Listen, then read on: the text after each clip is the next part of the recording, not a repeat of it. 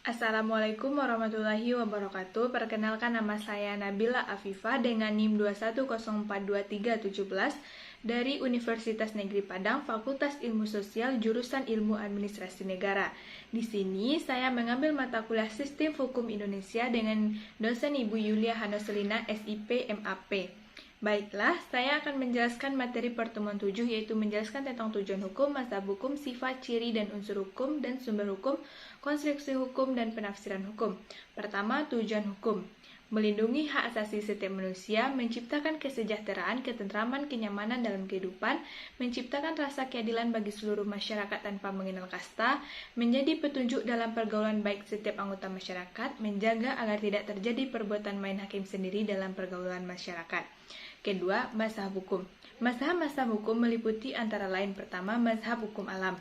Hukum alam adalah hukum yang digambarkan berlaku abadi sebagai hukum yang norma-normanya berasal dari Tuhan yang Maha Adil, dari alam semesta, dan dari akal budi manusia. Sebagai hukum yang kekal dan abadi yang tidak terikat oleh waktu dan tempat, sebagai hukum yang menyalurkan kebenaran dan keadilan dalam tingkatan semutlak-mutlaknya kepada segenap umat manusia. Kedua, positivisme hukum.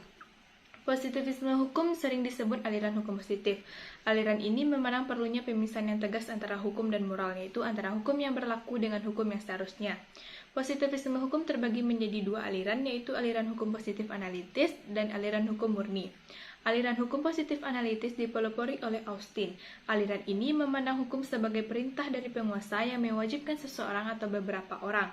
Kedua, aliran hukum murni digagas oleh Hans Kelsen. Kelsen memandang bahwa hukum harus dibersihkan dan dari anasir-anasir yang non-yuridis seperti sosiologis, politis, historis, dan etis.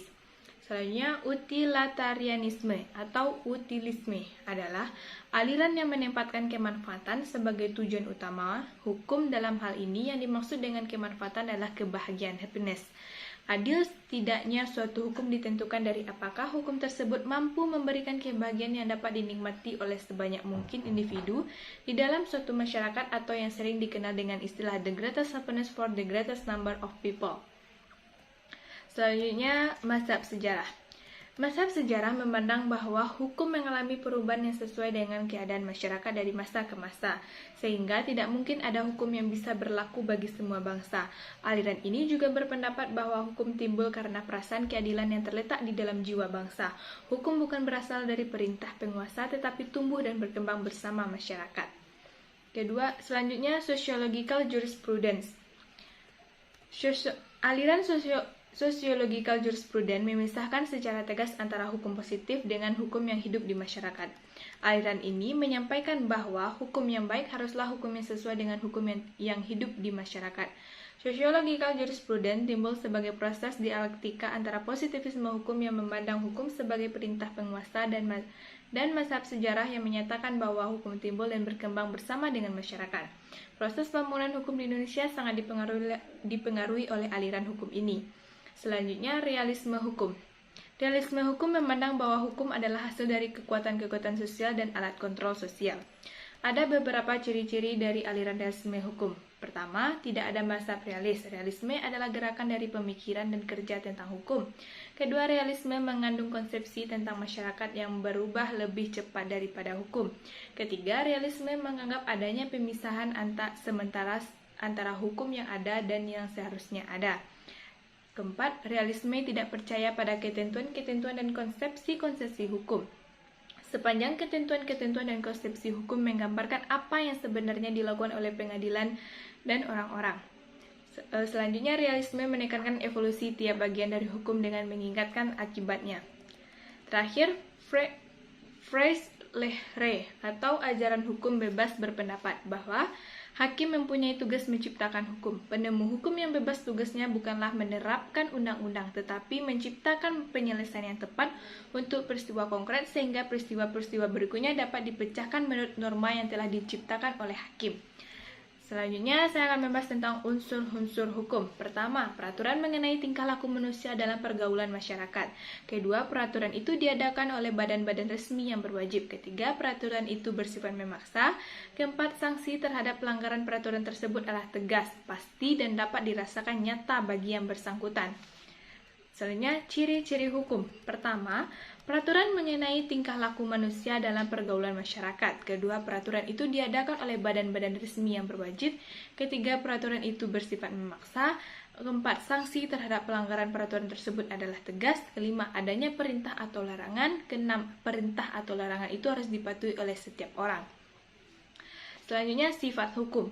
Sifat hukum adalah sifat mengatur dan memaksa. Ia merupakan peraturan-peraturan hidup kemasyarakatan yang dapat memaksa orang supaya mentaati tata tertib dalam masyarakat serta memberikan sanksi yang tegas berupa hukuman terhadap siapa saja yang tidak mematuhinya. Ini harus diadakan bagi semua hukum agar kaedah-kaedah hukum itu dapat ditaati, karena tidak semua orang hendak mentaati kaedah-kaedah hukum itu. Selanjutnya, sumber hukum. Secara umum, sumber hukum itu terbagi menjadi dua. Pertama, sumber hukum material. Sumber hukum material adalah tempat atau asal mula dari mana hukum itu diambil. Sumber hukum material berkaitan erat dengan keyakinan atau perasaan hukum individu dan pendapat hukum yang menentukan isi hukum. Kedua, sumber hukum formil adalah sumber hukum yang dikenal dan digali dalam bentuknya peraturan perundang. Karena di bentuknya tersebut, maka sumber hukum formil diketahui dan ditaati sehingga memperoleh kekuatan hukum. Sumber hukum formil terdiri dari pertama, undang-undang. Undang-undang merupakan suatu peraturan negara yang memiliki kekuatan hukum yang mengikat, diadakan, dan dipelihara oleh penguasa negara. Kedua, kebiasaan. Kebiasaan adalah perbuatan manusia mengenai hal tertentu yang tetap dilakukan berulang-ulang dalam rangkaian perbuatan yang sama dan dalam waktu yang lama. Selanjutnya, jurisprudensi adalah keputusan-keputusan dari hakim terdahulu untuk menghadapi suatu perkara yang tidak diatur dalam undang-undang. Keputusan ini dijadikan sebagai pedoman bagi para hakim yang lain untuk menyelesaikan suatu perkara yang sama. Selanjutnya, traktat atau treaty, perjanjian yang dilakukan oleh dua negara atau lebih disebut traktat. Ada beberapa jenis traktat sesuai dengan jumlah negara yang terlibat di dalamnya, yaitu traktat bilateral adalah perjanjian yang dilakukan oleh dua negara. Kedua, traktat multilateral, yaitu perjanjian yang dilakukan oleh lebih dari dua negara. Ketiga, traktat kolektif merupakan perjanjian antar beberapa negara dan kemudian terbuka bagi negara-negara lainnya untuk mengikatkan diri dalam perjanjian tersebut. Soalnya, doktrin. Doktrin hukum adalah pendapat para ahli atau sarjana hukum ternama atau terkemuka. Doktrin berkaitan erat dengan jurisprudensi. Hakim dalam memutus sebuah perkara seringkali mengutip pendapat para sarjana yang dipandang memiliki kemampuan dalam persoalan yang ditanganinya. Doktrin atau pendapat para sarjana hukum menjadi dasar keputusan-keputusan yang akan diambil oleh seorang hakim dalam menyelesaikan suatu perkara. Pendapat para sarjana hukum yang merupakan doktrin adalah sumber hukum. Selanjutnya, revolusi. Selain 5 sumber hukum yang telah dibahas sebelumnya, beberapa penulis juga menambahkan revolusi sebagai sumber hukum. Revolusi atau kudeta merupakan salah satu sumber hukum yang abnormal atau tidak normal. Revolusi adalah suatu tindakan dari warga negara yang mengambil alih kekuasaan di luar cara-cara yang diatur dalam konstitusi suatu negara. Selanjutnya, saya akan membahas tentang konstruksi hukum. Konstruksi hukum dapat digunakan hakim sebagai metode penemuan hukum apabila dalam mengadili perkara tidak ada peraturan yang mengatur secara khusus mengenai peristiwa yang terjadi. Metode-metode konstruksi hukum itu dapat dibagi sebagai berikut. Pertama, metode argumentum per analogium atau analogi.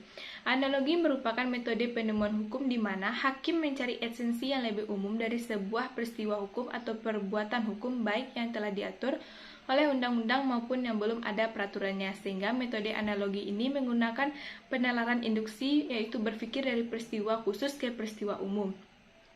Kedua, metode argumentum e contrario.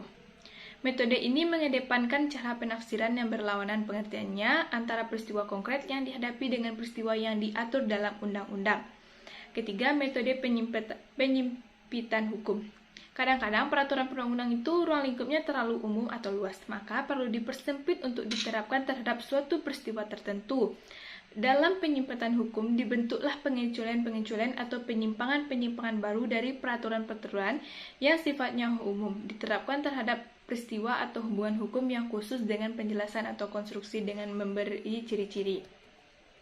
Selanjutnya, penafsiran hukum. Penafsiran hukum interpretasi merupakan metode penemuan hukum yang memberi penjelasan yang gamblang mengenai teks undang-undang agar ruang lingkup kaidah dapat diterapkan sehubungan dengan peristiwa tertentu. Metode interpretasi ini adalah sarana atau alat mengetahui makna undang-undang. Interpretasi adalah metode penemuan hukum dalam hal peraturannya, tetapi tidak jelas untuk dapat diterapkan pada peristiwanya. Interpretasi atau penafsiran ini dapat dilakukan dengan beberapa metode, yaitu gramatikal, yaitu penafsiran menurut bahasa sehari-hari, kedua historis, yaitu penafsiran berdasarkan sejarah hukum, ketiga sistematis, yaitu menafsirkan undang-undang sebagai bagian dari keseluruhan sistem perundang-undang, keempat teologis, yaitu penafsiran menurut makna atau tujuan kemasyarakatan, kelima perbandingan hukum, yaitu penafsiran dengan cara membandingkan dengan kaidah hukum di tempat lain, keenam futuristis, yaitu penafsiran antisipatif yang berpedoman pada undang-undang yang belum mempunyai kekuatan hukum. Demikianlah yang dapat saya sampaikan. Mohon maaf atas segala kesalahan dan kekurangan. Arigato gozaima. Assalamualaikum warahmatullahi wabarakatuh.